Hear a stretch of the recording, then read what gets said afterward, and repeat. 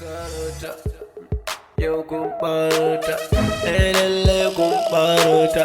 me za ku kai mun aski kai wasan menene muna jin ka a satin nan fa akwai kura ina gama ni agogon nan zan je in siyar ka gajiya ne tsallan kwado soja yauwa yau ba mu samu kuɗi ba ka duba to ai shawara mai sauki mai ga bolan nan kawai mu san me za mu dan tsanta mu kai wani gangwa ko ma jari bola kenan a to abin da za ka gane yanzu fa ka ido zani ka gane mutum biyu su kare kai bangaro sai ka fa samu kima ko ba gaskiya ba ka shiga ka je za mu ringa duba ma kana gani fa kar ka zuban mana da mutuncin aiki fa to aiki ai ba daukan mu akai ba in za mu ga mu rufa kan masu ri mu tsinci bolan nan mu je mu tsinta ni kawai ya bi mana kaga tsaya yanzu mu bai kwaba shi to shi kenan ka gani kai duba mai nan ni ban duba to shi kenan yan karota yau kun farota lalle kun farota me za ku kai mun za ku gaba da rata yau na ga shari yan karota kai karawa dukana ga zagi ga kuma wai aski kai wai kuma ɗan iska wai ni ne ɗan iska from where na je siyo mai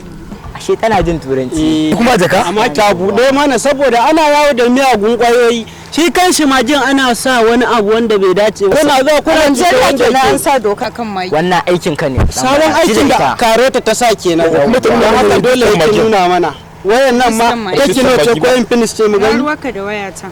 an bala wannan aikin ka ne fa in ba yanzu in ci kwalake ba kul ka manta na yi tsallan kwado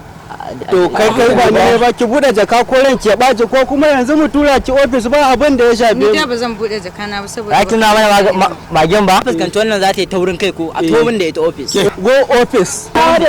tomin da ita office yau mu je kina mana rayin kunya karfe ki zai yau kun farota lalle kun farota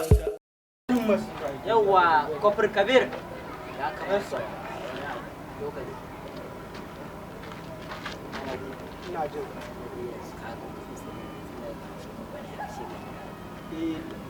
kin san in aka ki ofis 20,000 ne tare ki yanzu bari mun yi magana da uga akwai yadda za a yi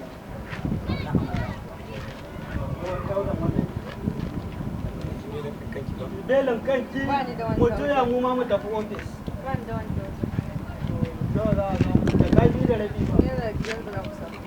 zuwa ofis ko ya zama dole kuma yanzu zamu je dole mun ta sake kamar tun da abin naku ya zama haka ofis din ma ba zan je ba ku dubi kafafuwanku daga gurin aiki muke kuma me za ki gaya mana wannan baby da Allah ko jaka bi da zo biya ki taimaki kai kofar ni haka ha gani kai ka ja mana da zubu da kayan jari bolan nan fa kai ta office to ina office din ina office din ana gani ta gane ko kake kai da zuba ya ka dauko kayan jari bolan nan ma ina ce ma ka zo dai da hannun sai ka taba shi mu je mu tsantance su ma kafin wasu su zo su tsantance dan Allah dan Allah ka san me za a yi a yau hotel za mu ko mu tafi wajen Nuhu mai shayi wallahi doka za mu yi wajen guda 100 mu tafi